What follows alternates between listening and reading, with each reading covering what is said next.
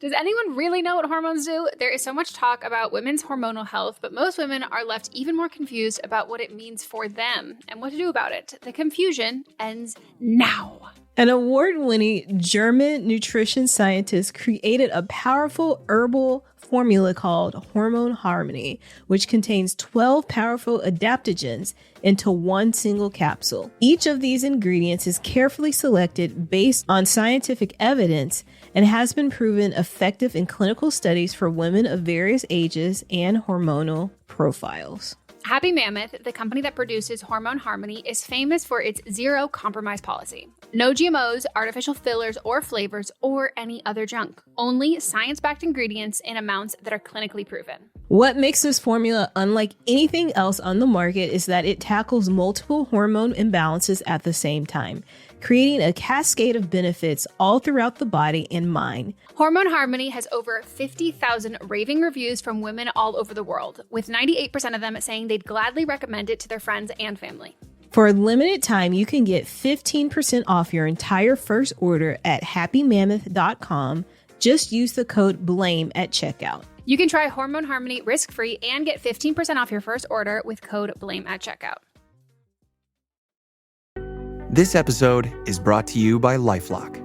When you visit the doctor, you probably hand over your insurance, your ID, and contact details. It's just one of the many places that has your personal info. And if any of them accidentally expose it, you could be at risk for identity theft. LifeLock monitors millions of data points a second. If you become a victim, they'll fix it, guaranteed, or your money back. Save up to 40% your first year at lifelock.com/podcast. Terms apply. I already love same-day delivery with Shipt, but it's so much better since I signed up for Target's Circle 360. Why? Because I no longer pay price markups from the majority of stores through Shipt. Only a handful of alcohol retailers and items don't count. That means no markups on groceries, pet food, even home goods and makeup. So to recap, I have more time to catch up on life while someone shops for me, and I spend less. It's a win-win. Order now at shipt.com/360. Terms apply.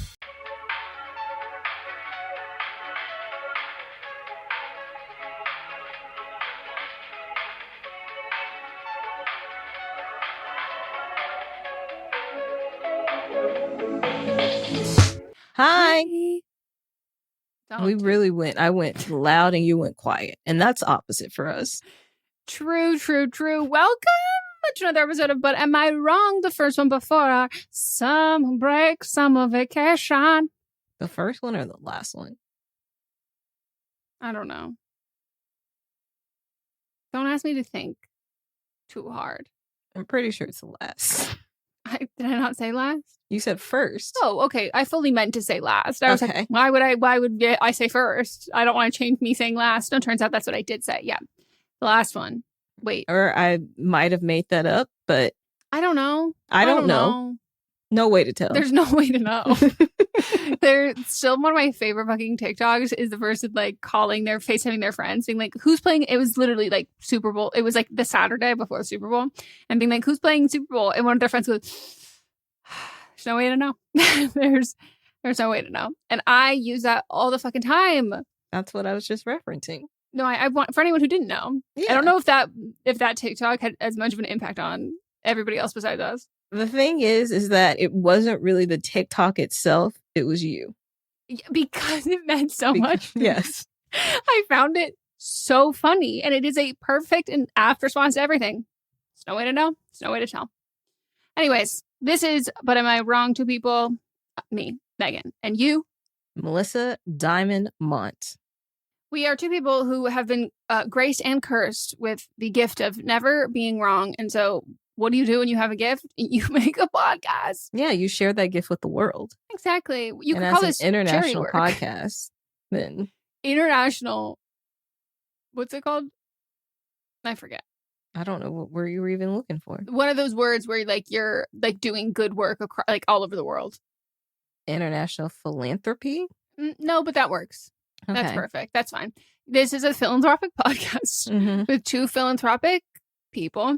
And we have 3 different segments. We'll explain each one before the respective segment.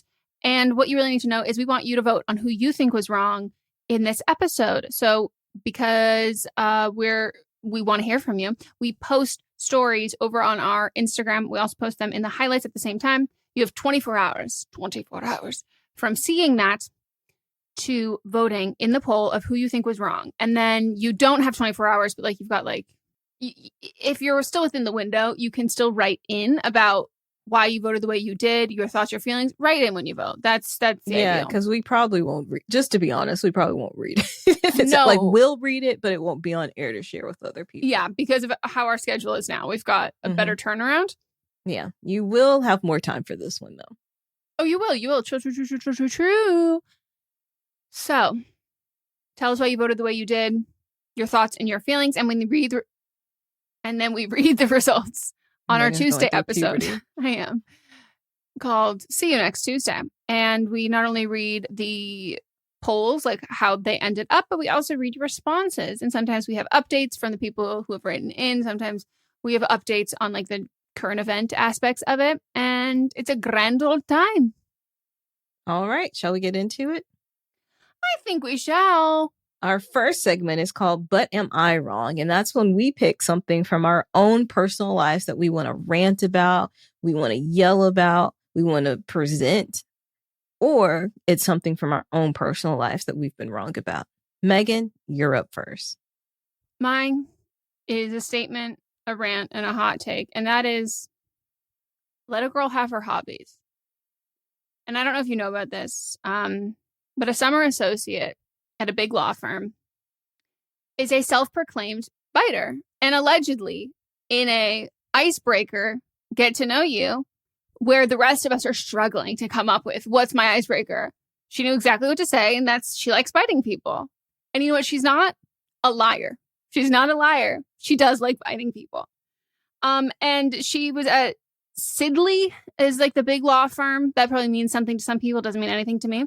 But it's in the New York office. So what happened was she followed up and she was good on her word and she started biting her coworkers.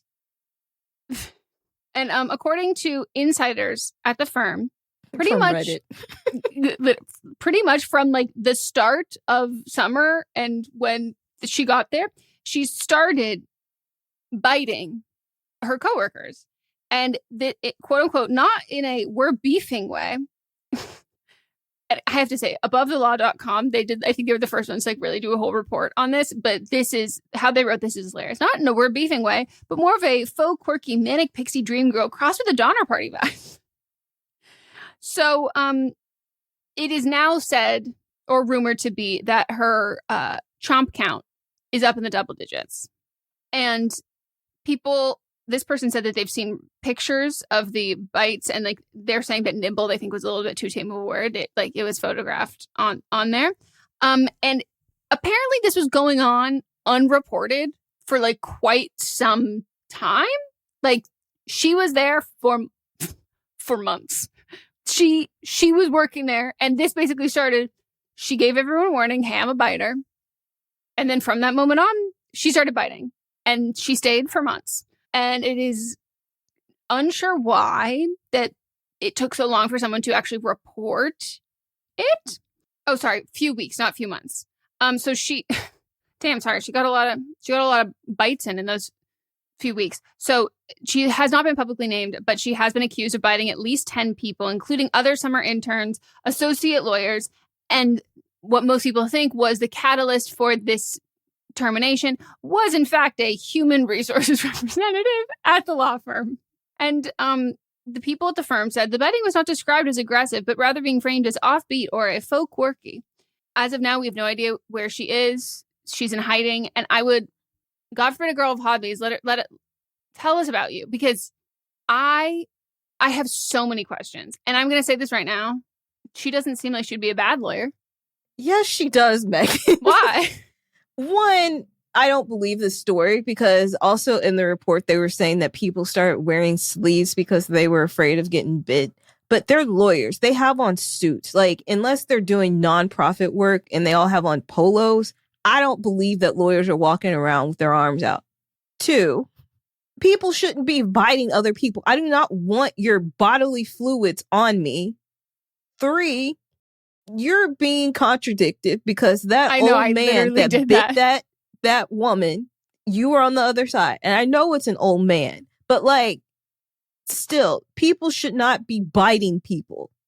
I have so many questions though, because like, why did we say this in our icebreaker? How was it received in our icebreaker? Why did nobody report this for so long? And here's the thing, it could totally be fake, but like a lot of lawyers are fucking weird. Like this could also fully check out to me. And how has she gotten this far in life biting? So Melissa, that's all I want to know. That's all I want to know and why I want her to come forward, because like I think we found the next Tony Robbins. Like I just don't know how you could get to be this successful. And then not only that, I don't know how you could get up into the double digits before finally going a little too far. Like, yeah, this is a lie. There has to be, and if it is a lie, I want to know who started this rumor, because it's also really funny. And that person, probably also a good lawyer. They are spinning a tall tale. And that's really... They're also just a writer. And they were doing a writing exercise. Oh, they never were a lawyer to begin with. Yes. And you know what? It all comes down to whether it's real or fake. Whoever wrote it or whoever did the biting, everybody has their own hobbies. Lying on the internet. Hey. Lying on the internet, I can get behind as long as it's not hurting people. And it's not just like, just flat out lies that affect other people's lives. This is not going to affect anybody else's lives. Can you imagine being biting? Do not put your mouth on me. No, that's... Unless we are fucking. It is also disgusting. I cannot stress enough that, like, if this is true, the way that I would have reported this person before they even made contact, when their mouth is just open coming towards me. When they said, I'm a biter, no one in the room was like weirded out by that. And then the first person, unless she's like hot and this person was trying to like hit, then like that's the only way that you get around this. But like, it's a lot. Like, I don't believe it. Well, you're right, because I think that she had to have been biting men, because I don't think anyone would be like, what the fuck are you doing? Get your teeth away from me. Get this gnawing off of me. And to do it in a law firm of all places where people know the law and know how to use it to their effect. This is a lie.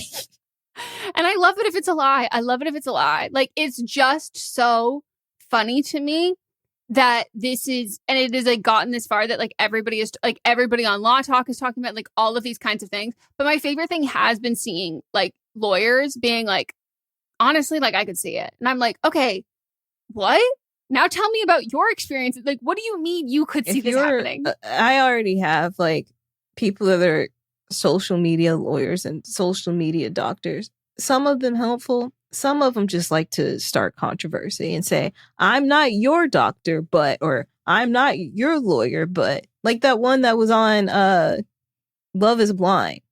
I knew him from TikTok before he was on Love is Blind. He was filming he was already done filming Love is Blind.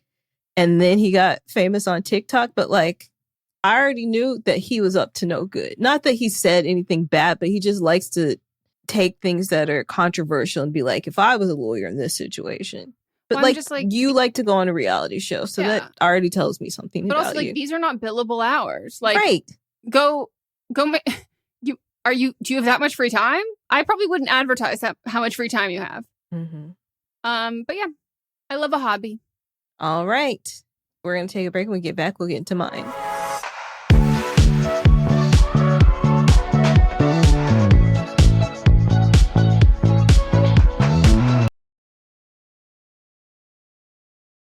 HelloFresh is going to help me enjoy my summer more because I will spend less time looking for groceries, trying to figure out like what I'm going to eat.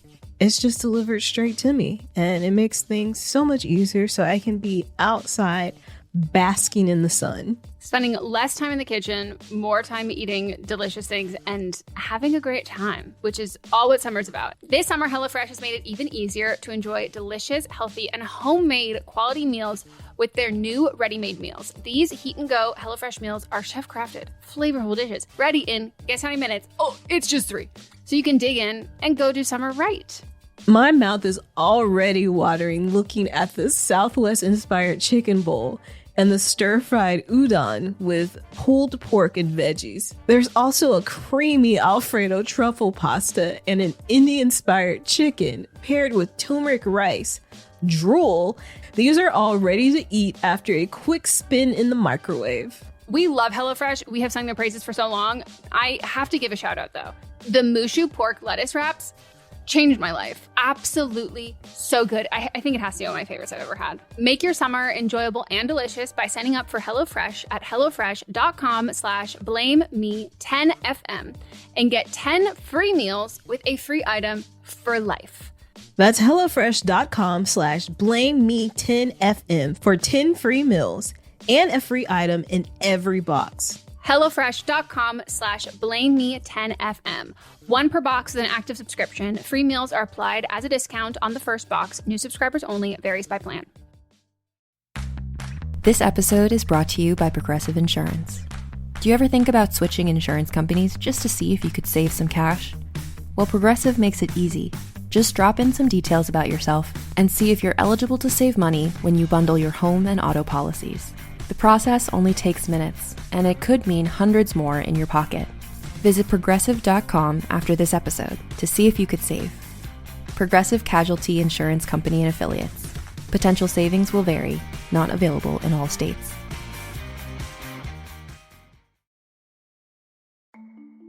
It can be overwhelming to manage a business, especially when you're first starting out. Your to-do list just keeps growing every day with new tasks, and that list can easily begin to overrun your life. Finding the right tool not only helps you out, but can simplify problems you haven't even encountered yet. And for millions of businesses, that tool is Shopify. Shopify is the commerce platform behind millions of businesses around the world, and 10% of all e-commerce in the US, from household names like Mattel and Gymshark to brands just getting started. With hundreds of ready-to-use templates, Shopify can help you easily build a beautiful online store to match your brand style. And best yet, Shopify is your commerce expert with world-class expertise in everything from managing inventory to international shipping to processing returns and beyond. If you're ready to sell, you're ready for Shopify. Turn your big business idea into with Shopify on your side. Sign up for your $1 per month trial and start selling today at shopify.com/realm. Go to shopify.com/realm. Shopify.com/realm.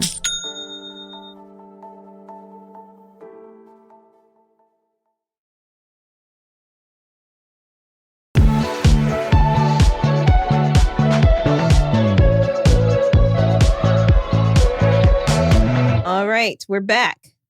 And mine is a rant on Paramount and democracy. So I want to address the recent event that on the surface might seem like just another business decision in the entertainment industry, which is the cancellation of The Late Show with Stephen Colbert by CBS. After a decade on air, CBS and its parent company Paramount insist it was a purely financial decision. But as we delve deeper into the circumstances surrounding this move, it becomes clear that this is far more than a financial matter. It is, in fact, a profound threat on the very foundation of our democracy and the principle of free speech. For 10 years, Stephen Colbert has been a fixture in American late-night television. He took over The Late Show from David Letterman in 2015, building on a legacy of sharp political satire he honed during his time on The Colbert Report and The Daily Show. He perfected the character of a right-wing pundit, skewering politicians and media figures alike, and he brought that same incisive wit to CBS. Despite the broader fade-out of late-night TV, Colbert consistently led the ratings, outpacing rivals like Jimmy Fallon and Jimmy Kimmel. He became a critical voice, especially during the tumultuous political landscape of recent years, unafraid to speak the truth to power and hold leaders accountable through humor. This role, the role of a satirist, the court jester, is not merely entertainment, it is a vital check in a healthy democracy. The media catalyst for Colbert's cancellation appears to be a specific monologue he delivered on July 14th, just 3 days before the announcement. Colbert slammed Paramount over its $16 million settlement with President Donald Trump. Trump had alleged that CBS News' 60 Minutes deceivingly edited an interview with former Vice President Kamala Harris. Colbert on his show did not mince his words. He declared, and I quote, "I believe this kind of complicated financial settlement with a sitting government official has a technical name in the legal circles. It's big fat bribe." So why is this important? Because Paramount, CBS's parent company, is in the midst of an $8.4 billion sale to Skydance Media, a merger that requires governmental approval from the FCC, an agency influenced by the executive branch. The timing, the nature of the settlement, and Colbert's direct accusations created a firestorm.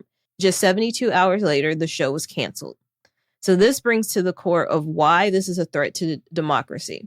Jon Stewart, Colbert's mentor and fellow satirist, articulated it powerfully on The Daily Show.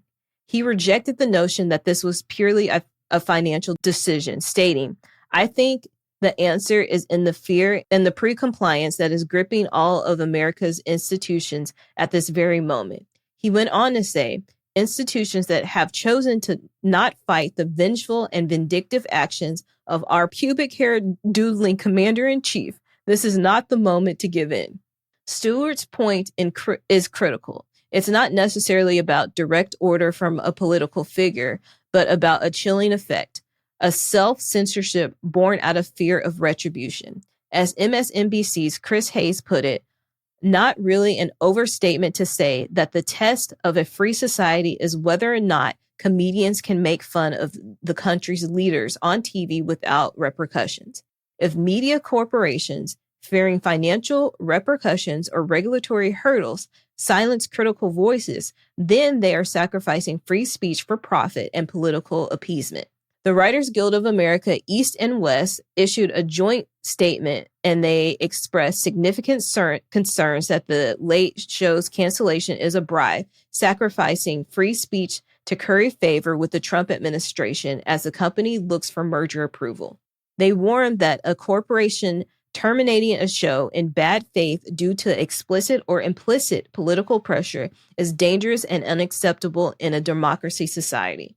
Furthermore, reports from the New York Post and Fox News suggest that Skydance, the prospective buyer, is happy to set aside time in support of conservative causes in the future. If true, that means a major media entity could become, as the text states, a full-fledged propaganda arm of the Trump administration, following the playbook of modern authoritarian states like Hungary and Russia. This is a terrifying prospect for a nation that prides itself on free and independent press. This incident is not isolated. It fits into a broader pattern of relentless attacks on free expression by the president and his allies. We've seen Trump file a $20 billion lawsuit against Dow Jones and the News Corp over Wall Street Journal stories, despite Rupert Murdoch's own media empire often being favorable to him. We've seen demands that private institutions ban discussions of diversity and inclusion, threatening funding and civil rights lawsuits. We've seen threats to pull support for football stadiums unless a team reinstates a racist name. These are all forms of blackmail, as the text describes, designed to silence and dissent and control the narratives. As The View co-host Sunny Hostin warned, if this cancellation is political, then everyone should be concerned. People on the right should be concerned. People on the left should be concerned, because it's very clear that if it is political, this is the dismantling of our democracy. This is the dismantling of our Constitution. She emphasized the First Amendment is the First Amendment for a reason. That is freedom of the press, freedom of speech, freedom to speak the truth to power. If that is taken away, if the comedians are being attacked, then that means our Constitution is being dismantled. That means the very rubric of our democracy is being dismantled. Stephen Colbert, with 10 months left on his contract, has not gone quietly. He responded to Trump's celebratory Truth Social post with a defiant "go fuck yourself." He rallied his fellow late-night co-hosts and other celebrities in a powerful display of solidarity, underscoring the collective understanding of the stakes involved. This is not just about a TV show. It's about whether powerful corporations will bend to political pressure, whether the voices that challenge authority will be silenced, and whether the space of satirical critique, a cornerstone of a healthy democracy, will shrink. The cancellation of the late night show with Stephen Colbert is a stark warning. It is a moment that demands our attention, our scrutiny, and our unwavering commitment to the protecting the fundamental freedoms that define a democratic society. We must demand answers and hold those responsible accountable to ensure the truth to power, even when delivered with a punchline. This remains an unsatiable right. Flawless. Perfect. Thanks. What a shit show. Yeah. I also don't understand how it's not illegal, but at the same time, He's not a legal person. That's what I mean. So like, and the whole thing is like, these companies could essentially be like, no, this is illegal.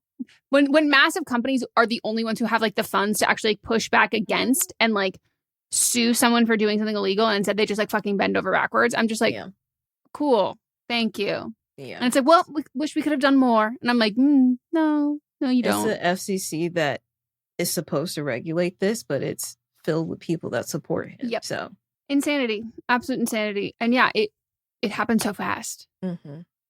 I was like, wait, what the fuck? Yep. He has the #1 late night show. Yep. And they cancel it. Mm-hmm. That's wild. Mm-hmm. And also, isn't he the only like vocal Catholic, like actually like practicing? Well, Joe Biden. No, on late night.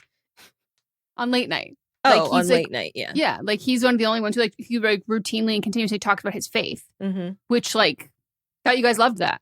Yep, but they don't love Catholics. That's the thing. Oh God, we're back here again. Yes. Yeah.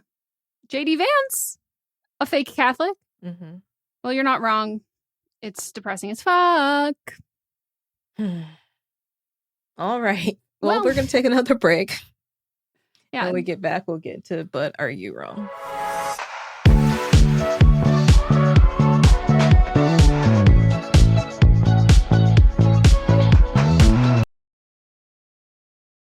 Parents of tweens, if you're familiar with far-off drop-offs... Dad, stop, right here. Or get DMs about what's for dinner, you may be experiencing tween milestones. For your son or daughter, these can start at age 9. HPV vaccination, a type of cancer prevention against certain HPV-related cancers, can start then too. For most, HPV clears on its own. But for those who don't clear the virus, it can cause certain cancers later in life. Embrace this phase. Help protect them in the next. Ask their doctor today about HPV vaccination. Brought to you by Merck. This podcast is brought to you by Carvana. Got a car to sell but no time to waste? Hop on to Carvana.com to get a real offer for your car in seconds. All you have to do is enter your license plate, answer a few quick questions, and if you accept the offer, Carvana will pay you as soon as you hand the keys over. They even offer same-day pickup in many cities. Save your time, score some cash, and sell your car the convenient way to Carvana. Pickup times vary. Fees may apply. Shopping is hard. I can never find anything in my size. I don't even know my size. I buy my clothes the same place I buy my groceries. There's a better way. Make it easy with Stitch Fix. Just share your size, style, budget, and done. Your personal stylist sends pieces picked just for you. That was easy. Stitch Fix. Online personal styling for everyone. Free shipping and returns. No subscription required. Get started today at stitchfix.com.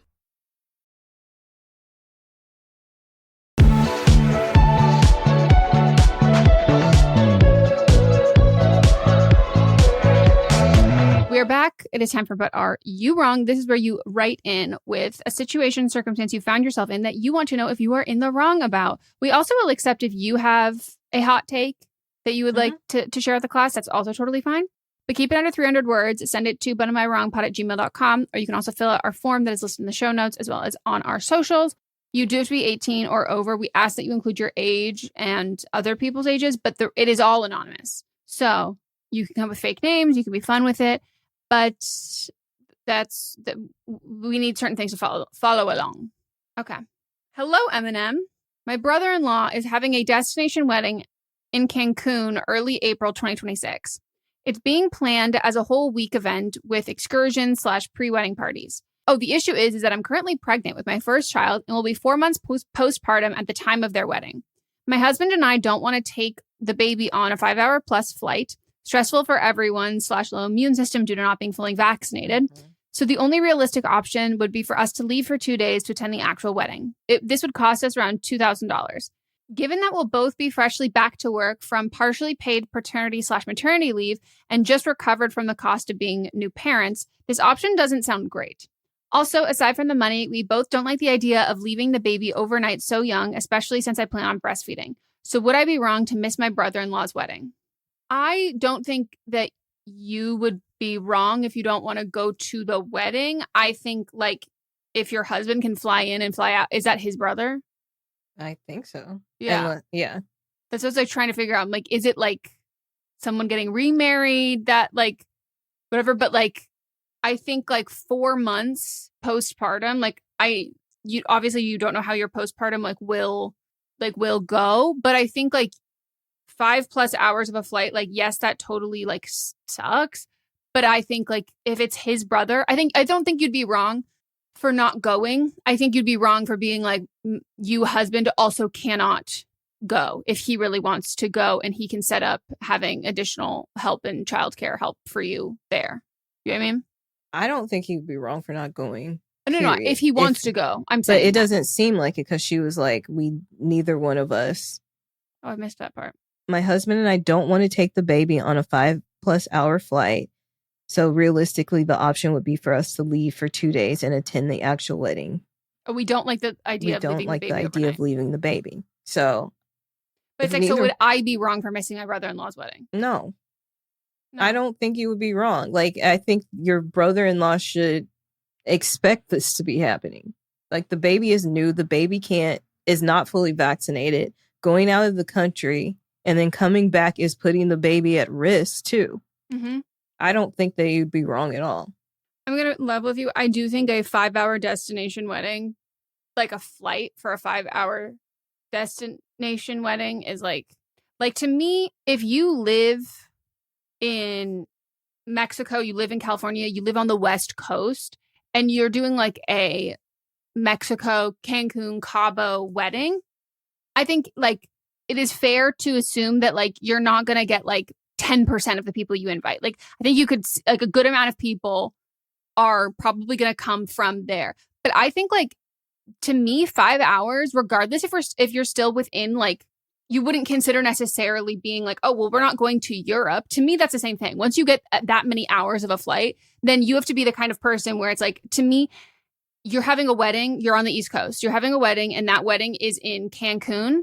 Cancun is, though, like you said, like flying to Mexico. Cancun is closer to the south than it is to us. Like, it's closer to like Florida. Oh, it's on the other side. That little tip. Oh, I get so confused with. Yeah, okay, but like in the sense that like even if it's like, oh well, it's not Europe. Like to me, I'm like 5 hours. It's as if you're asking someone to fly 8 hours. Like that is not. If it's under 3, I'm like, okay, you're being more reasonable. 5, anything over 3, I think the person having the wedding has to assume and almost want like virtually nobody to, like a very, very small number of people. Like it's just too much. And if it's important for you specifically for family to be there, then you don't do that. Mm-hmm. Agree. Like, I don't think there's anything wrong with y'all missing this wedding. You can have a little celebration of your own with them wherever you live, if y'all live in the same place, or you can celebrate them whenever you can. But like, no, going 5+ hours with a baby or without a baby and you're postpartum, no. It's just, yeah. And if you have a wedding 5 hours away, you have to expect that. Mm-hmm. So would not be wrong. All right, next one. I'm Meghan and Melisa. I'm 21, she, her, and honestly, I'm wondering if I'm wrong here. I'm a hairstylist, but I've always dreamed of becoming a teacher. When I was younger, I let other people's opinions, especially my family's, influence my choices probably more than I should have. My mom is a teacher, and she actually talked me out of pursuing education because of the pay and some of the challenges in the field. So I went to hair school instead. I do enjoy being a hairstylist, but I've recently made the decision to go back to school to become a teacher. The thing is, I haven't told my family yet. Only my best friend knows. and he's been incredibly supportive. I'm just scared that if my mom or brother told me not to do it, I'd second guess myself, even though deep down I know it's what I want. So my question is, am I wrong for keeping this from them? Should I tell them and deal with whatever their reaction is? Or is it okay to keep it to myself for now and just live my life and feel the way I feel called to? I trust them and love them so much, which is probably why their opinions affect me so deeply, maybe too deeply. I don't think you'd be wrong unless they're paying for it. Yeah. That's the only way this would be wrong to me. Like, I think if you can get away with the lie and like, it's not like, oh, they're paying for it, or, oh, my mom is a teacher at the school that I'm going back to. Like, if it's not any of those things, then I'm like, then it is a need to know basis. And for you recognize that, like, you take their opinions, like you really hold on to that. And the fact that you know that you shifted what you were planning on doing, and then you live with regret of that. And so you want to make sure that you aren't getting talked out of it again. And I also think that, like, you know, it sounds like you said, like, you're still very close to your family and you still like love your family. And it doesn't sound like you're harboring resentment towards them for this. Like, you're not looking for like a big moment of like, I'm going to school because like you all talked me out of this. This is your fault. But you're like, hey, I know that I might take your opinions a little bit too close to heart. And I did that last time. And now I kind of need to like be separate from this and independent to make this decision. And also, like, not saying that you won't like love it or whatever, but like there is something like about making a decision that you have felt either talked out of or kind of insecure about, that you're like, well, I don't want to actually alert everybody because like, what if they do end up being right and I do end up hating it? Like, I want to be able to kind of like figure that out on my own. And will I hate it because I hate it, or will I hate it because they told me I'm going to hate it? I think sometimes you have to admit things from your life in order to live your life, when people are so opinionated about what you do. And I don't think there's anything wrong with this. Even when I was changing what I wanted to do with my life, and not going to med school or dental school, I just like kind of just went along with it, and then told after. Everyone was supportive, but it was just like that fear that this had been instilled in me all my life, that you're going to be a doctor, and then no, I'm not. So I just think holding off for a minute is fine. And also, I don't know if your mom's concerned about like that time you have off in the summer, you can still do hair. I think this is the perfect plan, actually. It really is. As soon as you said this, I was like, wait, you actually like, before you started talking, I was like, if this is about how do I give this up, I'm like, I actually don't think you have to give it up. And also like you could work on the weekends if you wanted to. And also like having a trade skill and certification, like keep up with it, like keep up with certifications and stuff. But like having that is the most consistent, whether it's like your career choice or an option or a secondary hustle or a fallback plan, like whatever it is, like that is so fucking consistent that it is something that like I think is a great choice. So I think like that also might be what you're also thinking, that's like, well, I don't regret doing hair, but I do regret not teaching. Yeah. And so this is like, now you're having the best of both worlds. And yeah, and sometimes you just need to like tell people once like the return window is closed, because it's like, well, tough shit. Yeah. And you can also do people's hair in school if you want to, too. That's a great money to continue, great way to continue to make money. Yeah. And like, I, without a doubt, think hairstylists, you have the emotional aspect of being a teacher. Fucking down. Yeah. Down. All right. So you're not wrong. Nope. We're going to take a break, and when we get back, we'll get into But Are They Wrong?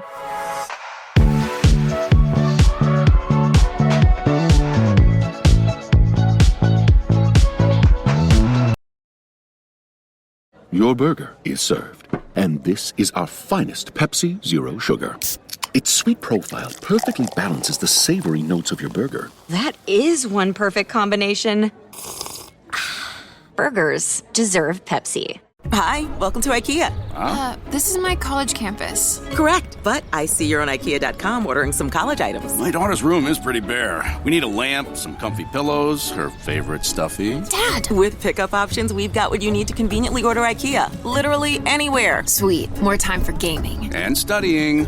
Wait, where are you going now? Have to show the ultimate Frisbee team how easy it is to order from IKEA. Get IKEA whenever, wherever, however you want. Choose from thousands of pickup locations, affordable delivery options, and more. Choice Hotels gets you more for your money so you can maximize any road trip.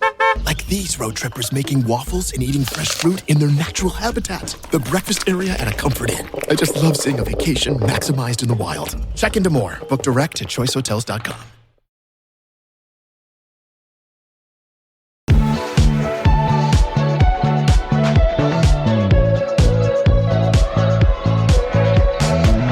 We're back. It's time for But Are They Wrong? This is where we nominate a person, place, or thing, someone in current events, pop culture, zeitgeist, anything like that, that who has done something that we want to talk shit on publicly.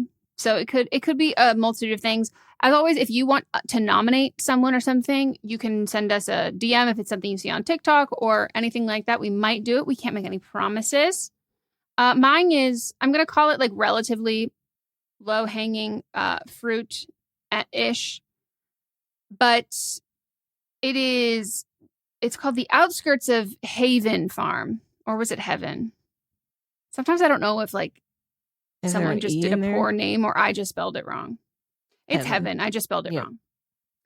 And they are an Airbnb in, I don't fucking know where. Lexington, North Carolina. There you go. Thank you.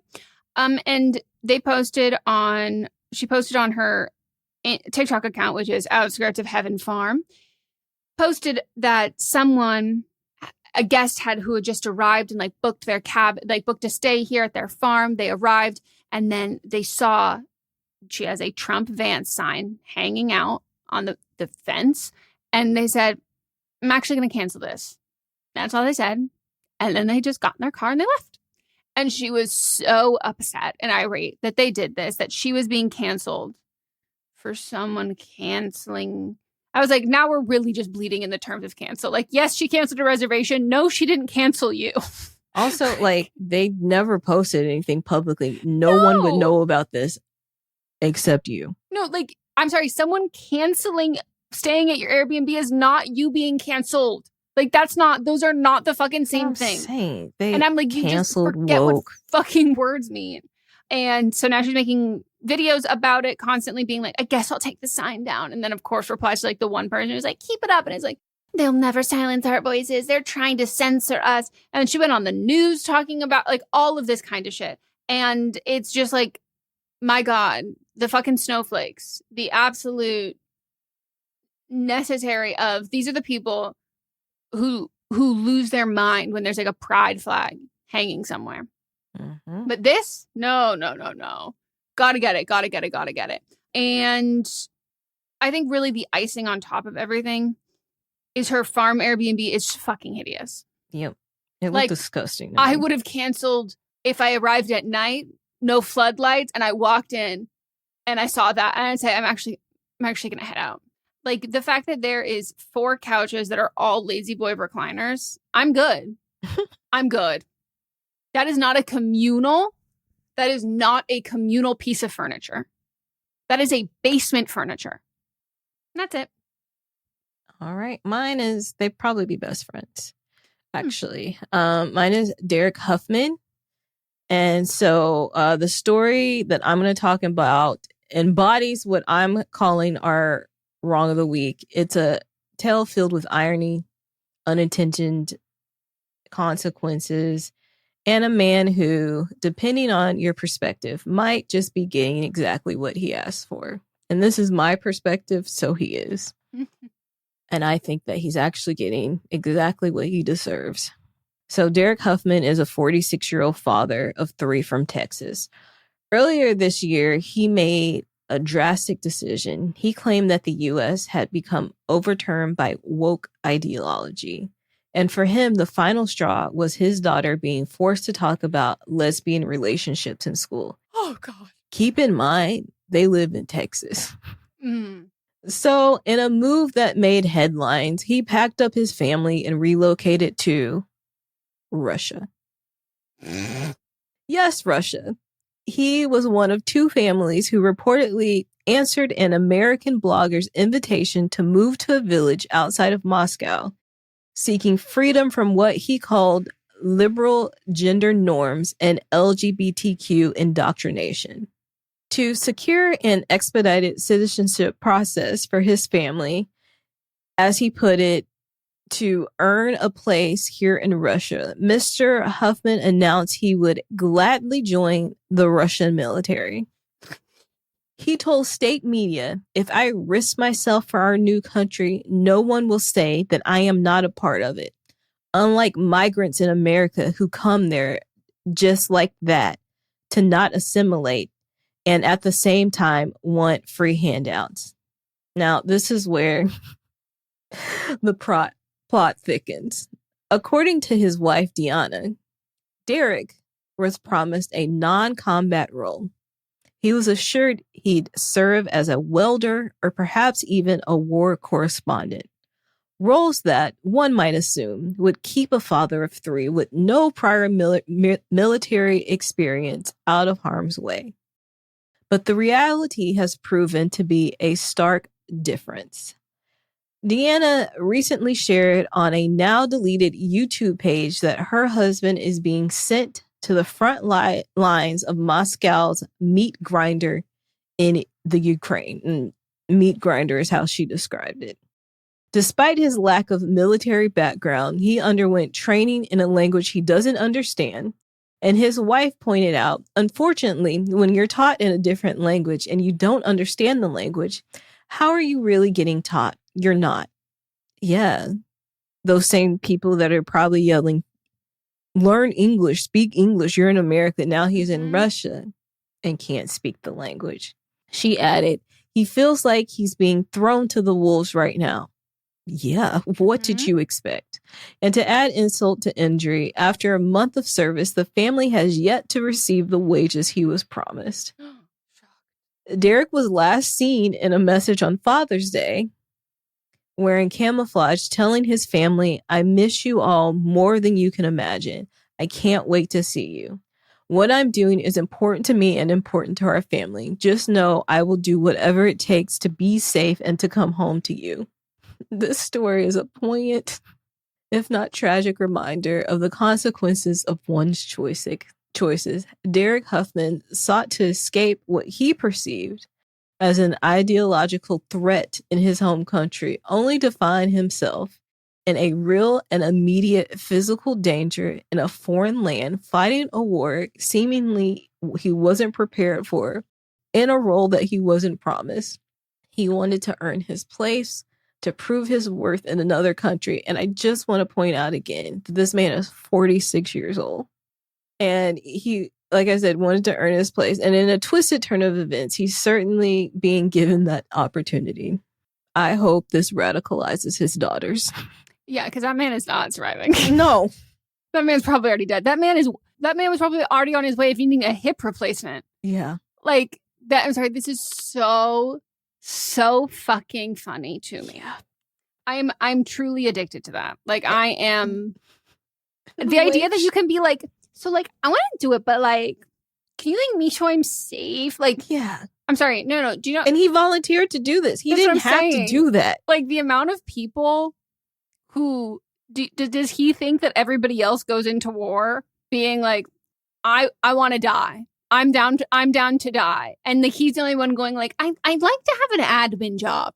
And how'd you convey that? You can't speak the language. That's the thing, is he can't, like, I've seen videos of men working out with bears in Russia. Yeah. And he doesn't even know if they're telling him to go left or right. Like, he is not going to survive. He's not even going to survive the winter. No. Like, you said he's from Texas. Yeah. That man can't survive a Russian winter. If he makes it that far. No, I don't think I think the last time they heard from him is the last time. Yeah. And you know what I have to say? There is no shot that his family loves him. And there's no shot. I think she does. Really? Like, why else would she make the YouTube video and then channel and then delete it? To me, this is like, there's no way you let your 40-year-old husband do this without being like, it's okay if he does. You think in this relationship she has a say in what is going on? No. That's true. She does whatever he tells her to do. Also, his poor lesbian daughter. I know. There's 3 of them, I believe. So I just hope all of them are like, fuck y'all. as soon as they can, they get out. Yeah, they're like they're in school. Like, are they in school there? Like, of all places to move to, they're not the first people that I heard of doing this too. There's another to Russia. Like, yeah, there was these day. Canadians that were like, gotta get out of here, and they went to and got ran back to Canada too. But they're from Alberta. Some fucking Albertans are fucking crazy. Like, it's like the same level as like British, like Brits for Trump, where they're like so gung ho. I'm like, you're so weird. Yep. So weird. So weird. That's wild. God, I wish we had a GoPro footage of him, like Survivor. Like Naked and Afraid. What's the other one where they like drop you, the wilderness one? There's like literally one where like you don't know what kind of like climate you're going to be in, and they just like drop you there. No, thank you.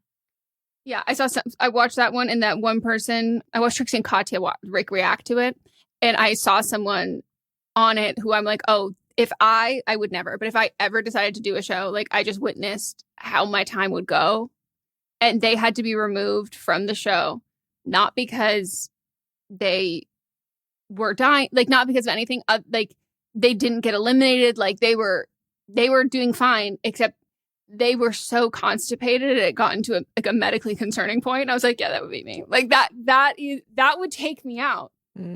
Is being constipated. Yeah. In a stressful situation. Because like, yeah, I'm not pooping in the woods. I'm sorry. I want to. In my mind, I'm like, that's easy. My body says no. my body says no pooping anywhere other than my own house. Yeah. So these people are dumb. That's what I'm just saying. I'm just going on the assumption that anybody I meet is just dumb. Yeah, we have to meet them where they are. Yeah. All the critical thinking skills are going away. No, it's like getting they want really computers alarming. to think for them. It's just getting so tough. Yeah. All right. Well, that's the end of the episode. Thank you so much for listening. Join us tomorrow for See You Next Tuesday. Wednesday, listen to my audio werewolf supernatural drama, Chosen by Fate, Rejected by the Alpha. The link is in the description. Thursday, we got Don't Blame Me. And Friday, if you have something in mind, let us know. But we are on vacation. I am back from mine, but I will be at a conference of sorts. We will circle back. Bye. Bye.